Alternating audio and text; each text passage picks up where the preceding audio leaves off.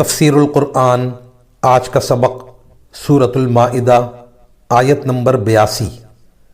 اعوذ باللہ من الشیطان الرجیم، بسم اللہ الرحمن الرحیم۔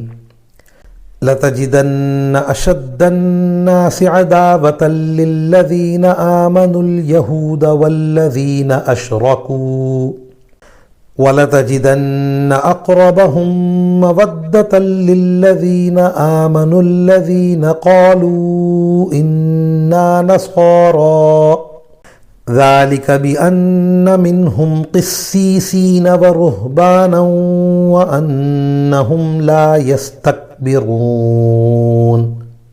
ترجمہ: تم یہ بات ضرور محسوس کر لوگے کہ مسلمانوں سے سب سے سخت دشمنی رکھنے والے ایک تو یہودی ہیں اور دوسرے وہ لوگ ہیں جو کھل کر شرک کرتے ہیں، اور تم یہ بات بھی ضرور محسوس کر لوگے کہ غیر مسلموں میں مسلمانوں سے دوستی میں قریب تر وہ لوگ ہیں جنہوں نے اپنے آپ کو نصرانی کہا ہے۔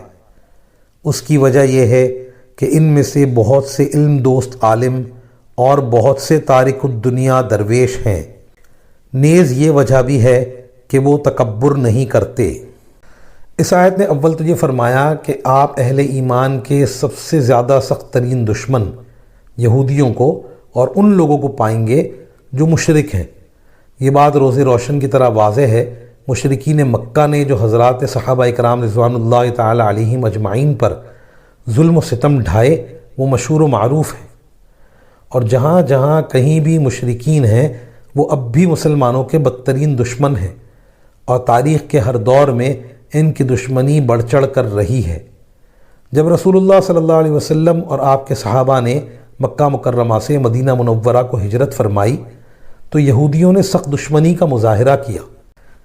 یہ لوگ پہلے سے مدینہ منورہ میں رہتے تھے۔ نبی آخر الزماں صلی اللہ علیہ وسلم کی صفات جو انہیں پہلے سے معلوم تھی اور تورات شریف میں پڑھی تھی، ان کے موافق آپ کو پا لیا اور پہچان لیا، تب بھی آپ صلی اللہ علیہ وسلم کے دشمن ہو گئے اور بہت زیادہ دشمنی پر کمر باندھ لی۔ یہود اور مشرکین کی دشمنی کا حال بیان فرمانے کے بعد ارشاد فرمایا: وَلَتَجِدَنَّ أَقْرَبَهُم مَّوَدَّةً لِّلَّذِينَ آمَنُوا الَّذِينَ قَالُوا إِنَّا نَصَارَىٰ، کہ آپ ایمان والوں کے لیے محبت کے اعتبار سے سب سے زیادہ قریب تر ان لوگوں کو پائیں گے جن لوگوں نے اپنے بارے میں یوں کہا کہ ہم نصارہ ہیں۔ ان میں قسیسین تھے، یعنی علماء جن کے پاس تھوڑا بہت انجیل کا علم رہ گیا تھا اور وہ اس کے ذریعے نصیحت کرتے رہتے تھے۔ نیز ان میں راہب بھی تھے جن کو عبادت کا ذوق تھا، وہ عبادت میں لگے رہتے تھے۔